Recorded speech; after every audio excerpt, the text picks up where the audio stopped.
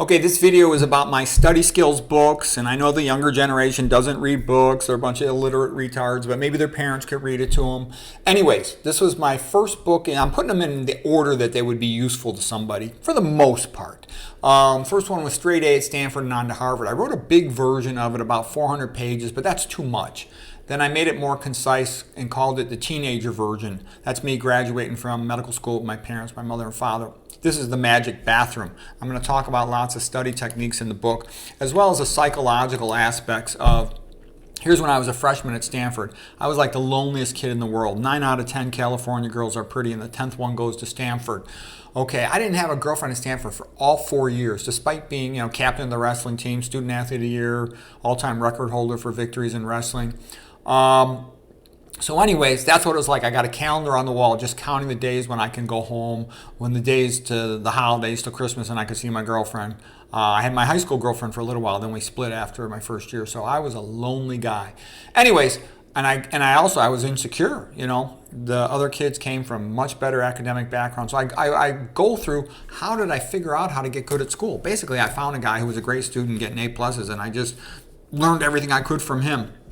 And then I took a study skills class, started reading about study skills and figuring out how you do it. And I go through all of that in the book, as well as how you interview to get into grad school and how you negotiate all the hurdles. Like, you got to be kind of a wimpy kiss ass and dress nice, otherwise you won't get accepted. Because I didn't get accepted at a bunch of medical schools despite being a phenomenal student. I graduated first in my medical school class.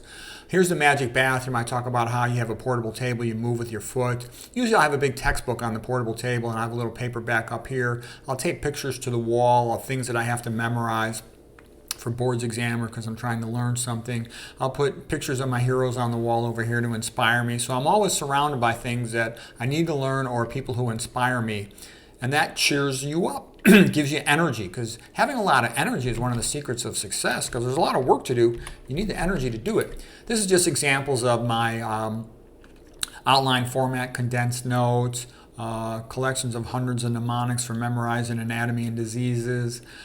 Here's my illustrated condensed notes where I would take pictures into the book, and I would use tabbed indices so I could find everything I needed, because you're going to come down to crunch time the last month or two before a boards exam, a final exam, and you want all that information somewhere where you can quickly find everything. Now, there weren't computers back when I went through my most intense studious days, and computers can be nice for a lot of stuff, for working with images and whatnot, but they also can crash and you can lose all your stuff, so you got to back everything up on a hard drive. Okay. All right, now let's see. Here's my next book that I wrote. I wrote this one. That's a picture of me in medical school. Medical Student's Guide to Top Board Scores. I got 99s on my medical school boards. And the book just explains how you do it. It's full of mnemonics and strategy approaches for the medical school classes, anatomy, physiology, biochemistry, pathology, pharmacology, microbiology, psychology, that kind of stuff. Okay. And by the way, I didn't keep updating it. I was too busy with residency, so that book is kind of out of date. But it's still a good book, but it's pretty much out of date. You might have a hard time finding that. All of these books are available at Amazon if anyone actually cares. Now, here's a good general purpose book, and this one can be read by somebody as young as junior high. It's called The Underground Guide to Study Skills. Basically, the public schools are worthless and the Catholic schools stink, but they're not completely worthless. At least you learn good social behavior at the Catholic school. The adults are in charge. At the public school, all the little moron, crazy people are in charge. The students. Okay, so anyways, here's a picture of Pericles' funeral oration before the great Acropolis, the great Athens city on a hill. All right, and this goes through, you can start reading this in junior high, high school, college, or grad school. Most people don't really know study skills. Most doctors, they just have a pretty high IQ. I'd say average about 120, but they really aren't that good of students, most of them. They're hard workers, very hard workers. Anyways, this goes through all the basic stuff, things like condensed notes, walk and talk, self-test, flashcards, spaced interval repetition systems, Lightner boxes, pre-reading, psychology, all of the stuff you'd want to become a top-notch student. It's in this book. So that's probably the best bargain for your buck on becoming a better student right there for most people. I don't go into psychology in that book. Okay, then after I had raised my own kids and dealt with all the family issues involved in educating children, I wrote this book about how to raise IQ and become a genius. I had studied all these geniuses, and I had also studied parents who had raised their kid to be a genius, like the Polgar sisters, the father who raised his daughters to be chess champions.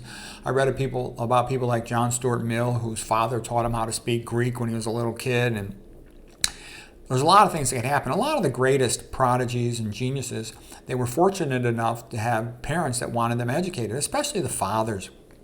Like, look at Mozart. His father was a great musician who got him going very young, and he's a total prodigy of music. And that's very commonly the case, you'll see when you read the history of geniuses, is that the father inspired them in some way.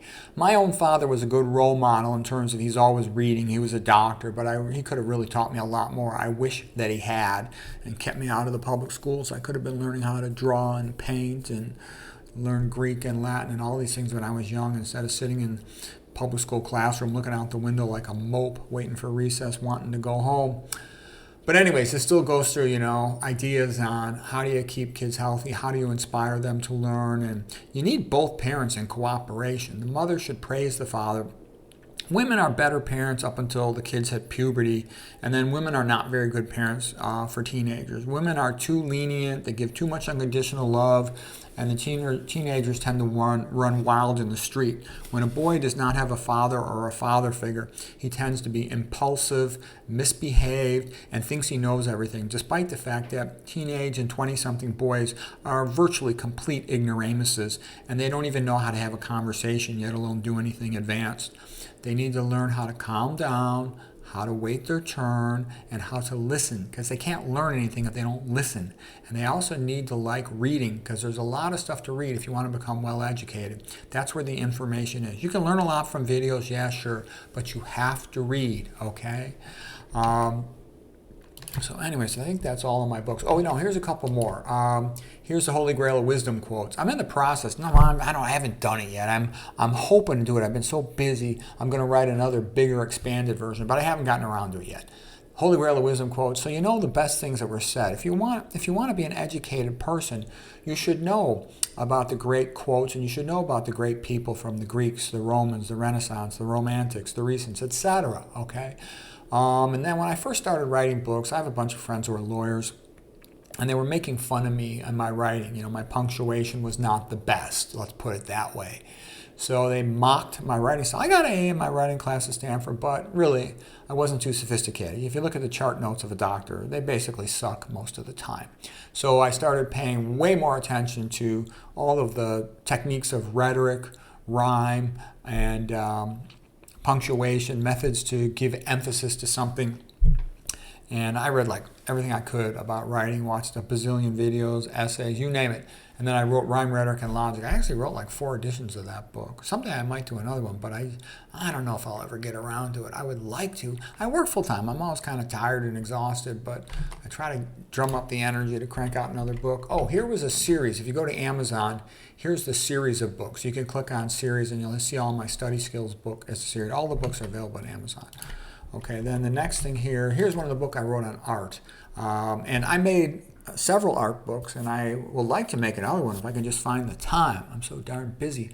The benefit of art is, it's part of knowing history. Like John Ruskin, the great art critic of the mid-1800s in Victorian England, had said, the teaching of art is the teaching of all things. You're going to remember the pictures. This cover picture right here is the most important painting of all time. The creation of Adam, that man is created in the image of God, therefore he too can be a creator. That God is rational, and therefore man, having ration as well, can also understand the universe and the world, which inspired the development of the modern scientific method, etc. Anyways, it's full of beautiful paintings, and my art book is better than any art book by any art professor because they're all a bunch of weasels. I don't even know any of them that aren't a bunch of weasels. They pretend that modern art is the same as real art. Give me a frickin' break. And then they exaggerate French Impressionism. French Impressionism, some of it's pretty nice, I'll grant it that, but it's kind of like elevator music compared to this other stuff, okay? And don't tell me some fat female fertility goddess, made by some illiterate is the same thing as a Michelangelo statue. It's not. Anyways, I hope you found that helpful.